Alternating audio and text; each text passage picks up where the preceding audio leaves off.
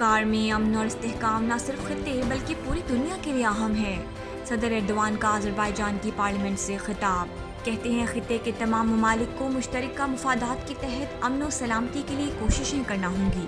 ترک صدر نے یادگار شہداء پر بھی حاضری دی، پھولوں کی چادر چڑھائی اور فاتح خوانی کی۔ ترکی روس کے ایئر ڈیفنس میزائل سسٹم کے معاہدے سے پیچھے نہیں ہٹے گا۔ صدر ایردوان کی باکو میں میڈیا سے بات چیت۔ کہتے ہیں صدر جو بائیڈن کو ترکی کا موقف واضح کر دیا ہے۔ امریکہ اپنی جمہوریت کی خود مختاری اور اسے غیر مستحکم کرنے کے اقدام کو کسی صورت برداشت نہیں کرے گا۔ امریکی صدر جو بائیڈن کا روسی صدر کو 2 ٹوک الفاظ میں جواب۔ دونوں رہنماؤں کی سوئٹزرلینڈ میں ملاقات۔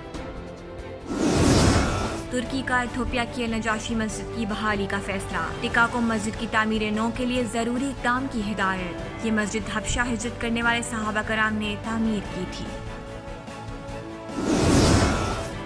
بیرون ملک رہنے والے ترکوں کو ترک زبان میں ماسٹرز پروگرام میں اسکالرشپس کا اعلان۔ دیگر ممالک میں مقیم ترک بچوں کو ترکی زبان سکھانے کے لیے حکومت کا بڑا اعلان۔ جنوبی افریقہ کے ملک بوٹسوانا میں 1098 کیرات کے ہیرے کی دریافت۔ یہ اپنی نوعیت کا دنیا کا تیسرا بڑا ہیرا ہے۔ ترک طیاروں نے امریکی B-52 طیارے کو حادثے سے بچا لیا۔ ترک طیارے نے امریکی طیارے کو فضا میں ہی فیول فراہم کیا۔ یہ مدد امریکہ کی یورپین سینٹرل کمانڈ کی درخواست پر کی گئی۔ پاکستان میں چین کے سفیر نونگ رونگ کی پاک بحریہ کے سربراہ ایڈمرل امجد خان نیازی سے ملاقات۔ علاقائی سیکیورٹی سمیت باہمی دلچسپی کے امور پر بات چیت۔ آذربائیجان کی قومی شاعر اور فلسفی نظام گنجوی کو خراج عقیدت۔ پاکستان کے شہر پشاور کی ایک سڑک کو نظامی گنجوی کے نام سے منسوب کر دیا گیا۔ آذربائیجان کے سفیر علی علی زادہ نے افتتاح کیا۔ نظامی گنجوی کے نام سے یونیورسٹی ٹاؤن میں پودا بھی لگایا۔